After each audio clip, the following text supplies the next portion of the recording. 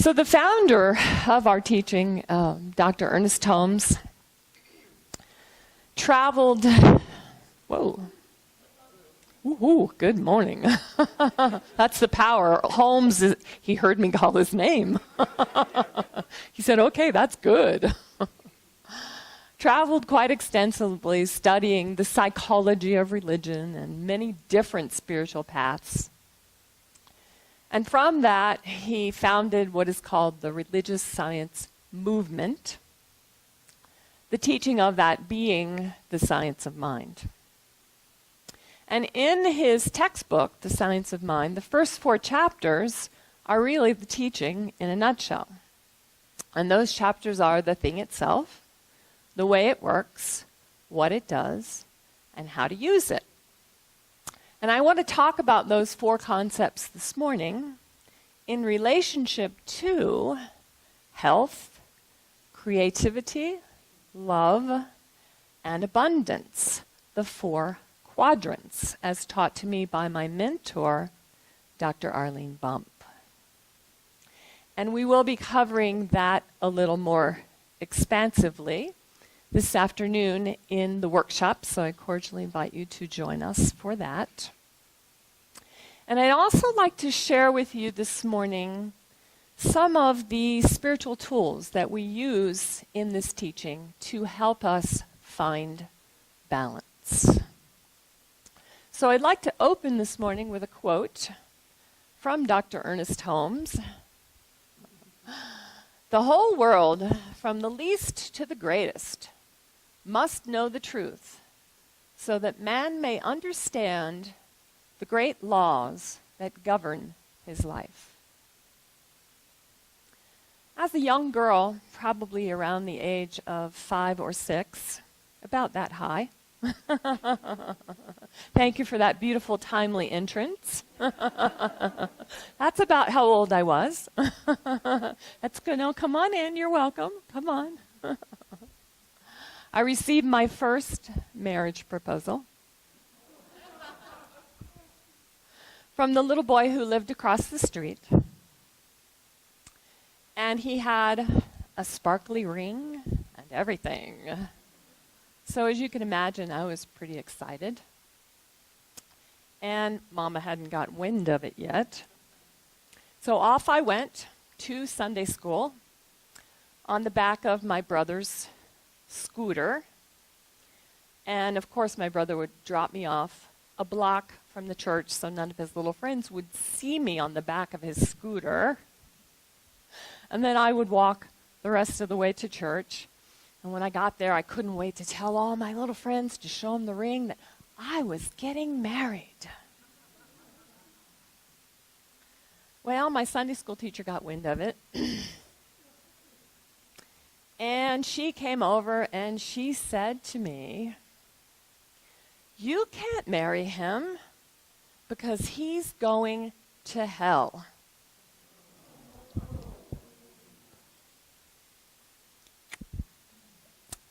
So who is it that creates these great laws that Ernest is talking about in the creative mind? And that's where the quote comes from. This was written in 1918. This was actually his first published work. A lot of fabulous stuff in that book. What is this truth that he speaks of? These questions may seem complicated, but once you understand how the science of mind works, they become quite simple. I don't know if any of you know Dr. J. Scott Neal from the Hollywood Church. He used to always say that the science of mind is so simple, we had to complicate it up so that people could understand it. So as a child, I felt betrayed by my first experience of love. Mama made me give back the sparkly ring. I couldn't begin to understand the difference between Christian and Jewish. Pardon me while I grab my glasses. I'd like to share this little story with you. A little boy was walking down a dirt road after church one Sunday afternoon when he came to a crossroads where he met a little girl coming from the other direction. "Hello," said the little boy. "Hi," replied the little girl. "Where are you going?" asked the little boy. "I've been to church this morning and I'm on my way home," answered the little girl. "I'm also on my way home from church. Which church do you go to?" asked the little boy. "I go to the Catholic church back down the road," replied the little girl. "What about you?" "I go to the Lutheran church back at the top of the hill," replied the little boy. They discover that they are both going the same way, so they decide to walk together. They come to a low spot in the road where spring rains had partially flooded the road, so there was no way they could get across to the other side without getting wet. "If I get my new Sunday dress wet, my mom's going to skin me alive," said the little girl. "My mom will tan my hide too if I get my new Sunday suit wet," replied the little boy. "I'll tell you what I think I'll do," said the little girl. "I'm going to pull off all my clothes and hold them over my head and wade across." "That's a good idea," replied the little boy. "I'm going to do the same thing with my suit." So they both undressed and waded across to the other side without getting their clothes wet. They were standing there in the sun, waiting to drip dry before putting their clothes back on, when the little boy finally remarked, "You know, I never realized just how much difference there really is between a Catholic and a Lutheran."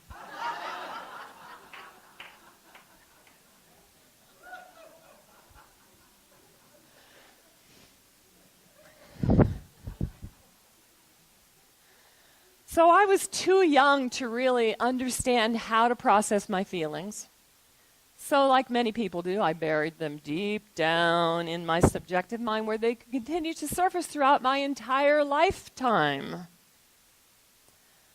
Which brings me to the next quote. The definition of insanity.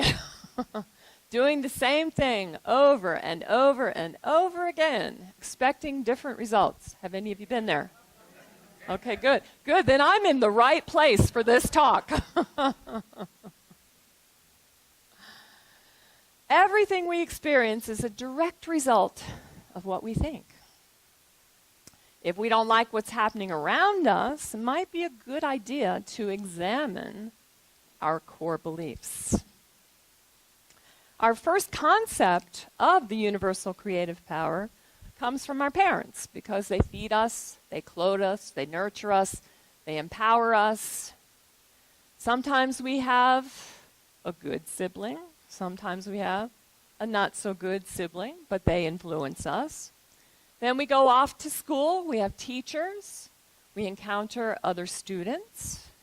Then we go into the workplace. We have a boss, we have coworkers who judge us based on our performance. Then we may even encounter a preacher or two along the way who could talk about perhaps moral issues. So is it any wonder that somewhere along the way we forget that our own thoughts have any power? When we depend upon any individual or any circumstance around us, and we let that determine our future, we are working from what I like to call the land of effect. So we get busy moving things around out there. Maybe we get a new boyfriend. Maybe we get a new diploma, only this time it's online. Maybe we move to a different city. Which reminds me of the story of the two neighbors who are meeting for the first time at the fence. And the neighbor who lives here in Albuquerque says to the neighbor who just moved here, "What's it like?" And he kind of scratches his chin and says, "Well, what's it like where you came from?" "Oh, people broke into my car. They stole my bicycle. They took my jewelry away, and they broke down the fence in my front yard." So the neighbor says to him, "Well, you know, it's probably going to be just like that here for you in Albuquerque." Why is that? Because wherever I go, there I am. You guys are a great audience, by the way. So we create from what we believe. Imagine what would happen if we changed our core belief system. Then we could live from what I like to call the land of cause, where we co-create with that universal creative power, and we manifest a world that is love, abundance, and appreciation for one and for all. So finding balance, which is actually the title of my talk this morning, is about discovering that spiritual world and beginning to live from it. Not always easy to do. If, for instance, you're sick, you're broke, your relationship sucks, and you don't have any clue what it is that you want from the world. So I want to just again encourage you to come and play with us this afternoon during the workshop. We're going to follow Dorothy along the metaphysical yellow brick road. And we're going to go to the Emerald City to visit with Oz. So it's going to be playful. And it's a love offering, so you don't have any excuses. Okay, so the first chapter in the Science of Mind textbook is entitled The Thing Itself. And the thing itself, of course, is that universal creative power, and its correlation to the four quadrants is in the area of love. And this next quote comes from Dr. Seuss. When you are in love, you can't fall asleep because reality is finally better than your dreams. So at the age of 34, I decided to take the plunge and get married. You guys know all know the story where you live happily ever after and you ride off into the sunset. And 6 months later, my husband committed adultery.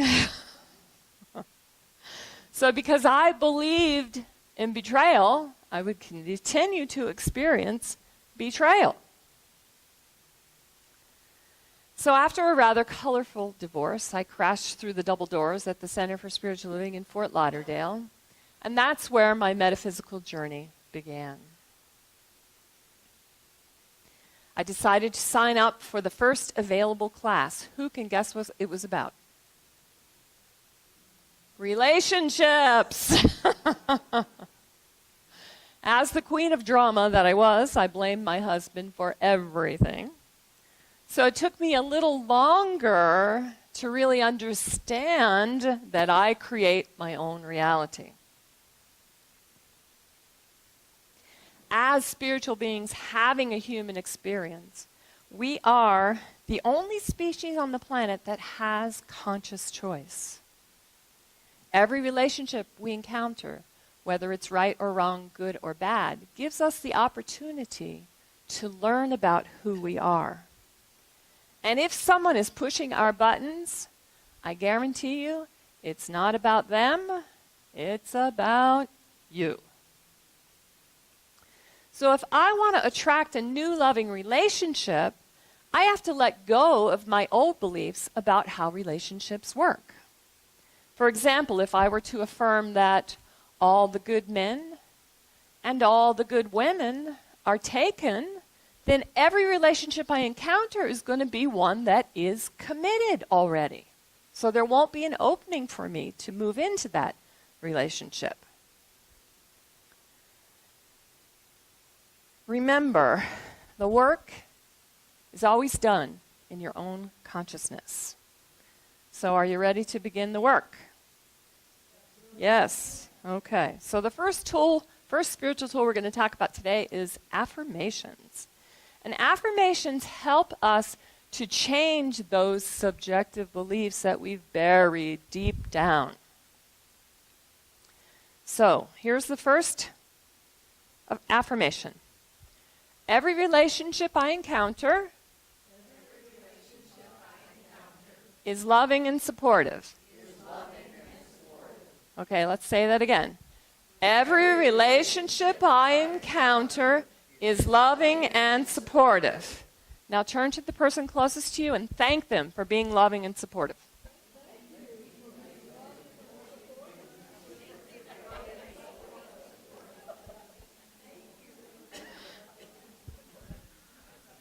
Okay, so the thing itself, love, now we know how it works. Which brings me to the way it works. Or the law, and it works through something called the law of mind. And this one we throw back to Dr. Ernest Holmes. Everything we see in the physical world, everything we are in the physical world is the direct result of a belief in someone's mind. By the way, thank you, Jane, for all this wonderful work with the graphics and the quotes. Isn't that a great photo?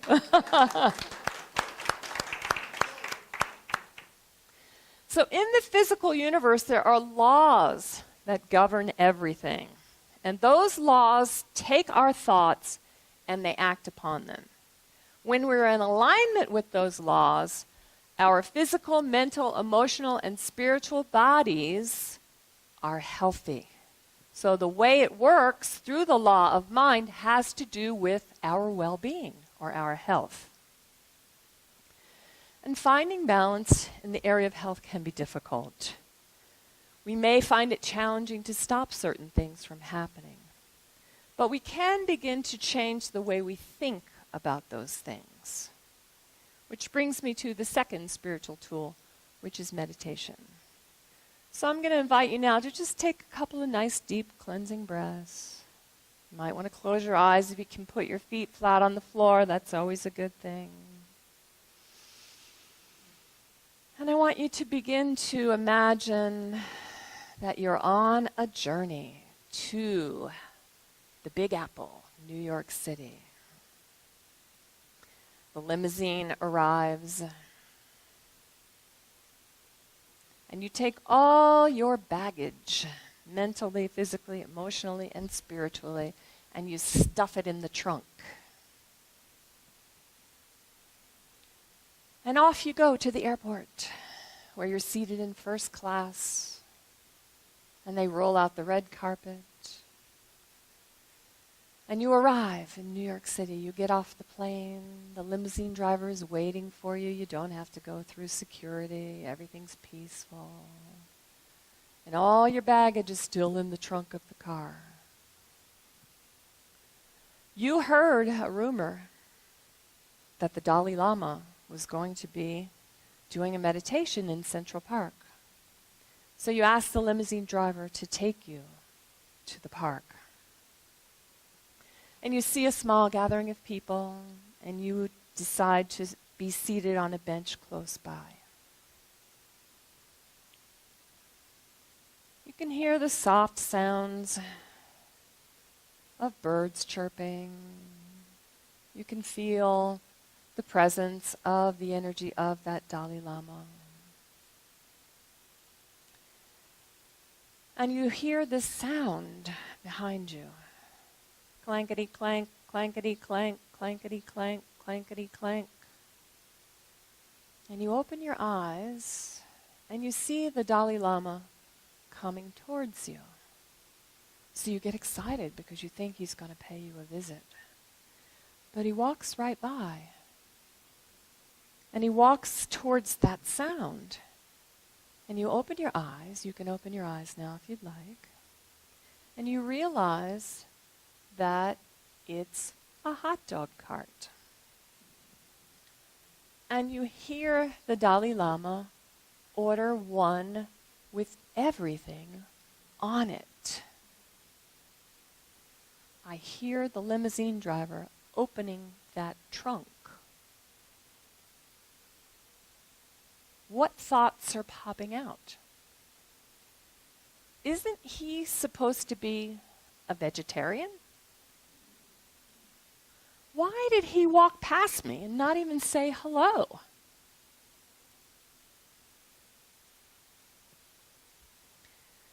That was kind of, I don't know, rude maybe?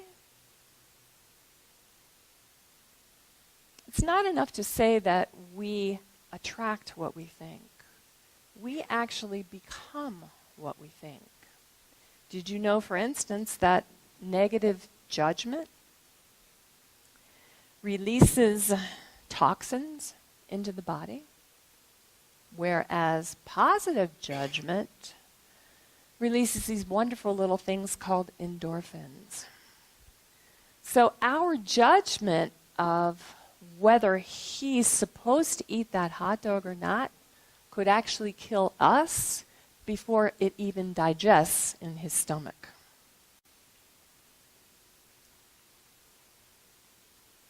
So the same power that sets us free can also imprison us. Maybe, on the other hand, we were engaged in his childlike laughter. Have any of you ever heard the Dalai Lama laugh? It's wonderful, wonderfully engaging. So until we begin to really understand who we are as spiritual beings, the same power that sets us free can also imprison us. So I'd like to share my own personal affirmation about health with you. And you can engage in it if you'd like. Everything I eat turns to health and beauty, especially chocolate.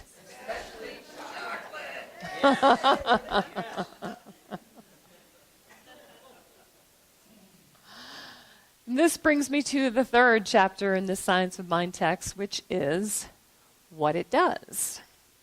And what it does is to create through us our vision of abundance. And this next quote is from Raymond Charles Barker. Material man lives in the consciousness of that which is. Spiritual man lives in the consciousness of that which will be. So spirit is always ready to give the gift, but it's my responsibility to create the opening for which that will be. And that doesn't happen if we're comfortable with that which is. So I want to make sure that you're all awake. I'm going to ask you to stand.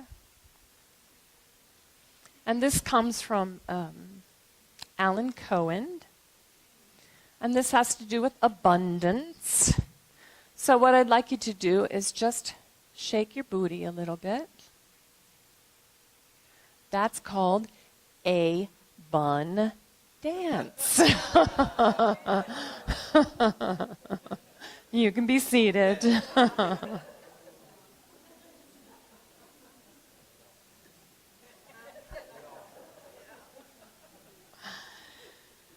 So the third spiritual tool I'd like to share with you is called creative visualization, and it's really evident to me that you guys all understand what that's about.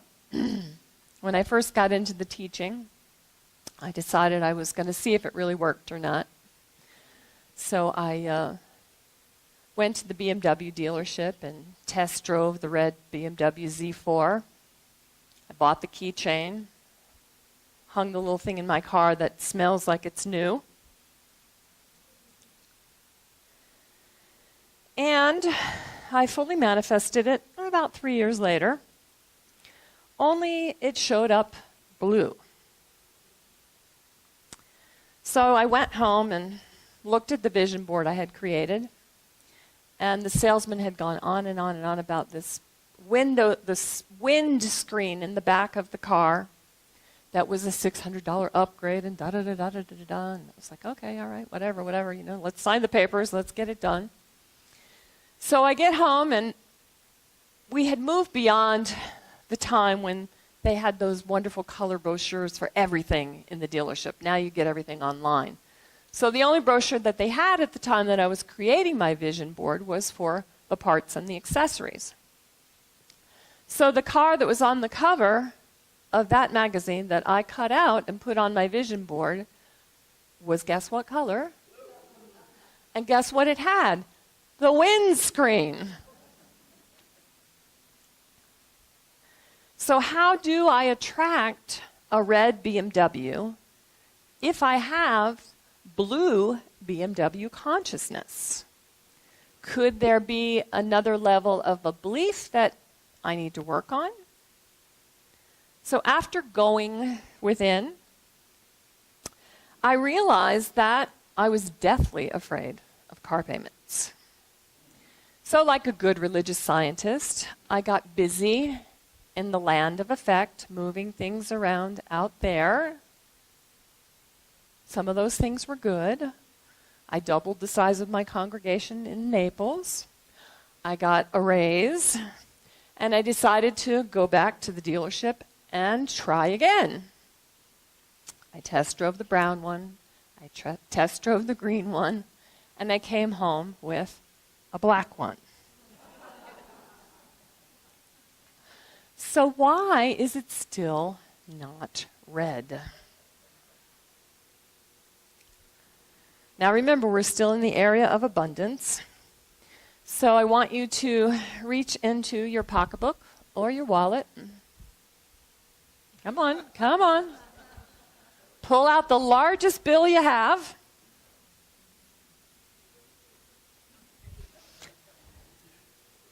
Somebody's guessing. And give it to the person next to you. This is our fourth spiritual tool. Are you praying yet?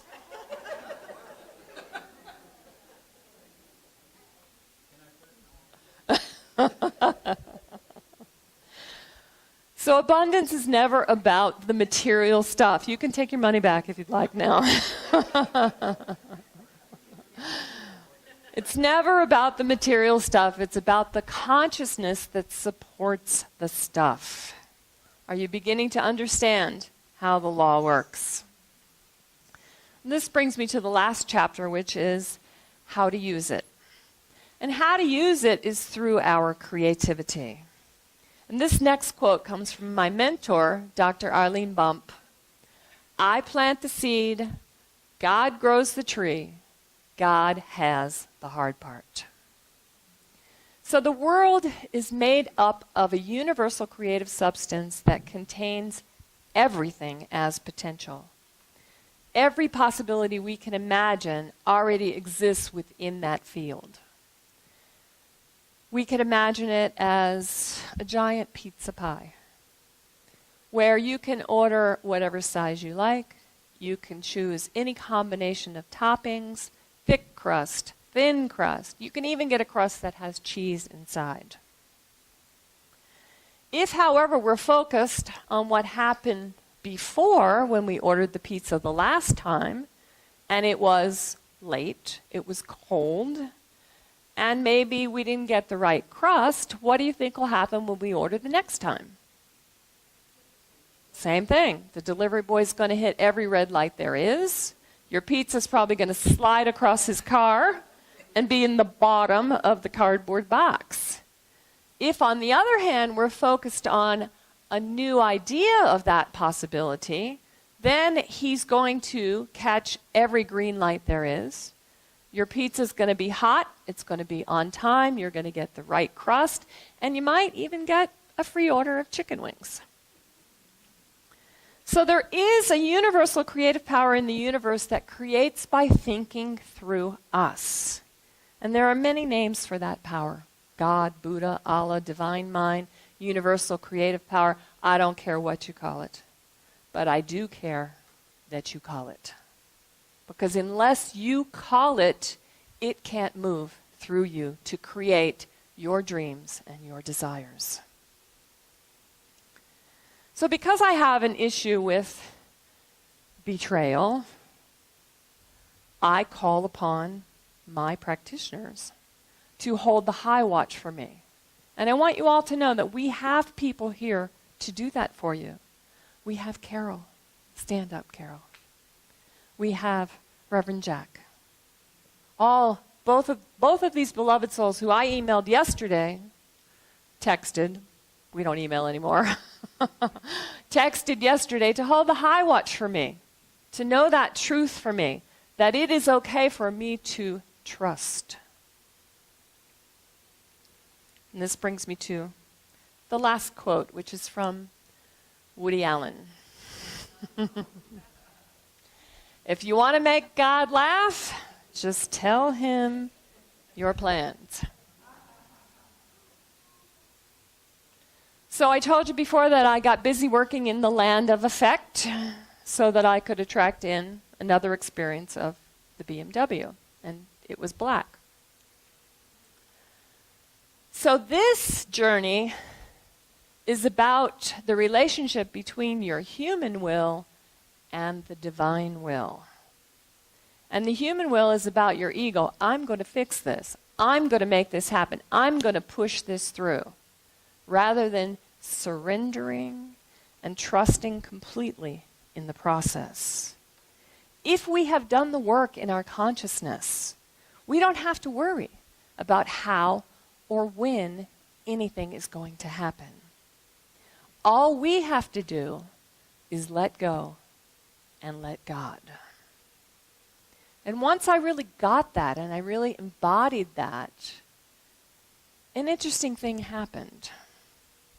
I hadn't worked in quite a while, and I just figured if the black BMW is going to turn red, then I got to surrender, because it can come in a way that I don't know anything about. And here's your quote. If you want to make God laugh, just tell him your plans. Don't you ever find that Spirit knows better than you do what it is you need? So an interesting thing happened.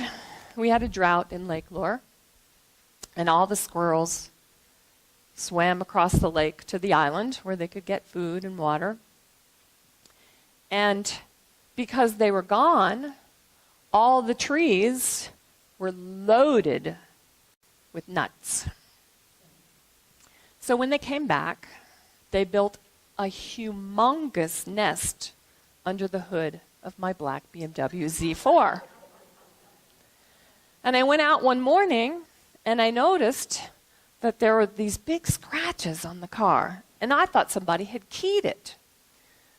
So I called my insurance company to find out if it was covered, and they said yes. So I went off to get the estimate, and they decided they were going to detail the car to see if they could get that scratch out before having to repair it. So as they were doing that, they opened the hood, they discovered this it was just almost as big as the whole car. And I didn't know it was there. So as they're doing the work to detail it, they discovered that there aren't just that one scratch, but there are scratches all over the top of the car. So I had to call the insurance company again. They had to come out and look at it and determine whether that was going to be covered or not. And so they decided that it was. And the estimate to repair it was only $300 away from getting the whole thing painted. So guess what color it is? It's red! So if we believe, and there is real faith in our belief, what we believe is possible becomes our reality. But the key to that is it becomes our reality in divine timing. And that's surrendering, letting go, and letting God. So in closing, I'd like to just answer the questions that I posed at the beginning. What is it that creates? Who is it that creates the great laws that govern our lives?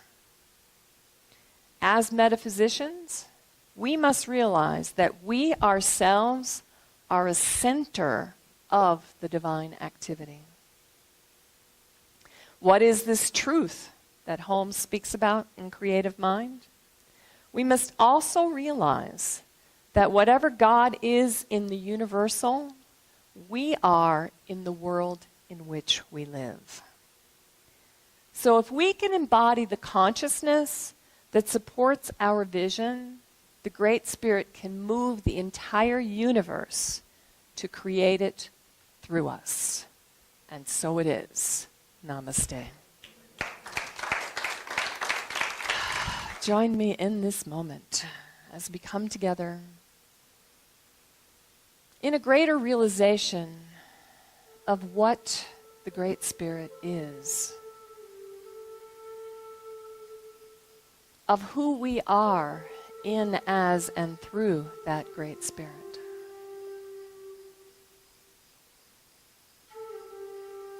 The sky is limitless. The possibilities are open to us. God is our dreams and our desires. And as we recognize and unify with that idea of oneness,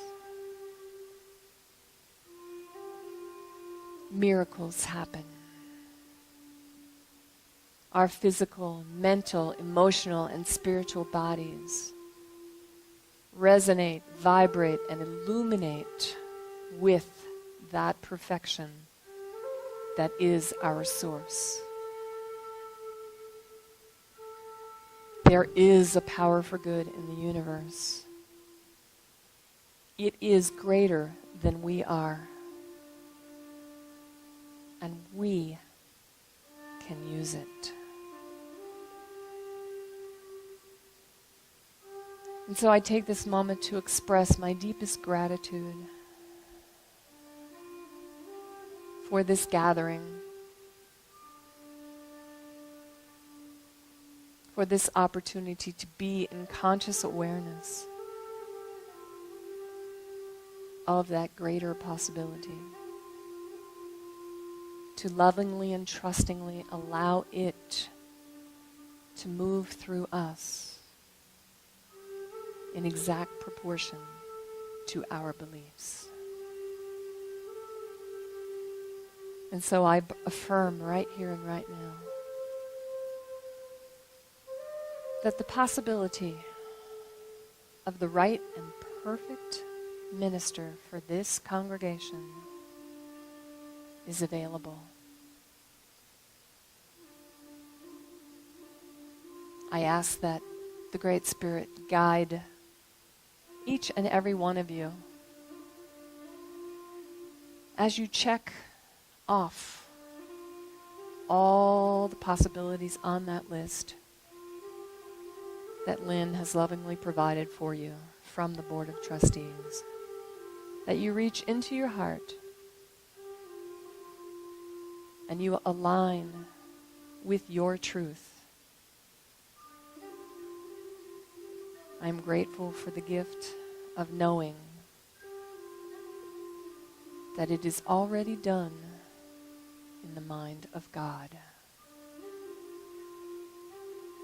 And I ask you to join me in knowing this as we say together aloud, and so it is. Thank you. Namaste.